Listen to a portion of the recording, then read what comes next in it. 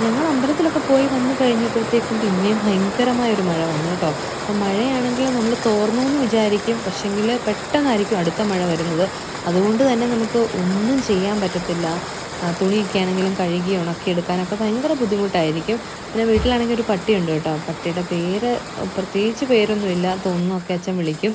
അപ്പം അങ്ങനെ പട്ടിയൊക്കെ ഇങ്ങനെ കൂട്ടിയിട്ടിട്ടുണ്ട്.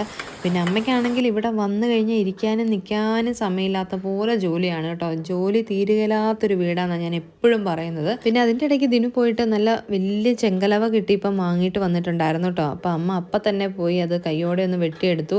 അപ്പോൾ എപ്പോഴും വീഡിയോ എടുക്കാനൊന്നും പുറകെ ഒന്നും നടക്കാൻ പറ്റത്തില്ല ഇവിടെ. കാരണം തനുവിൻ്റെ പുറകെ നടക്കാൻ എപ്പോഴും ഒരാൾ വേണം, അല്ലെങ്കിൽ എന്തെങ്കിലും കുരുത്തക്കേട് ഒപ്പിക്കും കേട്ടോ. പ്രത്യേകിച്ച് ഇവിടെ എന്ന് പറഞ്ഞു കഴിഞ്ഞാൽ എല്ലാം അവിടെ ഇവിടെയൊക്കെ ആയിട്ട് സാധനങ്ങളൊക്കെ ഇരിക്കുന്നതൊക്കെ അവൾ പെറുക്കും.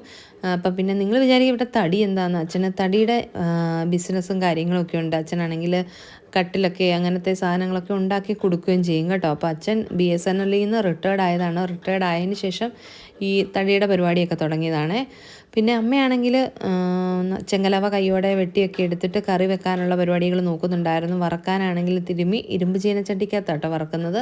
വറക്കാനിട്ടു. പിന്നെ നമ്മുടെ നല്ല അടിപൊളി ചക്കക്കുരു മെഴുക്കുവരട്ടി റെഡി ആയിട്ടുണ്ടായിരുന്നു. പെട്ടെന്ന് തന്നെ അമ്മ ചെങ്കലവ കറിയും വെച്ചു. അങ്ങനെ ഷടപടാന്നാണ് കേട്ടോ അമ്മ ജോലികളൊക്കെ ചെയ്യുന്നത്. നമ്മുടെ അവിടെ പറയുന്നൊരു ഭാഷയാണ് കേട്ടോ, ഷടപടാന്ന് പെട്ടെന്ന് ചെയ്യുന്നതിന് പറയുന്നതാണ്. അപ്പോൾ മാങ്ങാപ്പഴം അതിനിടയ്ക്ക് അമ്മ കറിയും വെച്ചിട്ടുണ്ടായിരുന്നു. അപ്പോൾ നമ്മുടെ കറികളൊക്കെ റെഡിയായി കഴിഞ്ഞപ്പോഴത്തേക്കും ചോറുണ്ണാനായിട്ട് ഇരുന്നിട്ടുണ്ടായിരുന്നു.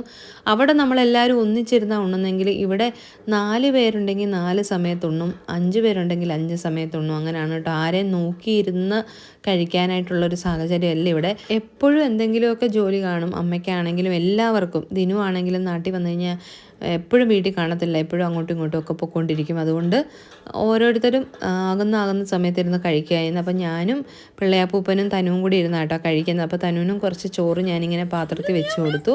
അങ്ങനെ ഞങ്ങളെല്ലാവരും കഴിച്ച് പിന്നെ തനുവിൻ്റെ ഡ്രസ്സൊക്കെ മാറ്റിയിട്ടുണ്ടായിരുന്നു. കുറച്ച് കഴിഞ്ഞപ്പോഴത്തേക്കും ദിനുവും വന്ന് പിന്നെ ദിനുവും ഫുഡ് കഴിച്ചിട്ടുണ്ടായിരുന്നു. തനു ഇവിടെ ശരിക്കും എൻജോയ് ചെയ്തിങ്ങനെ നടക്കുകയാണ് കേട്ടോ. കാരണം അവൾക്ക് ഇങ്ങനെ എല്ലാം എക്സ്പ്ലോർ ചെയ്ത് വെളിയിലൊക്കെ ഇറങ്ങി നടക്കാൻ ഭയങ്കര ഇഷ്ടമുള്ള കൂട്ടത്തിലാണ്.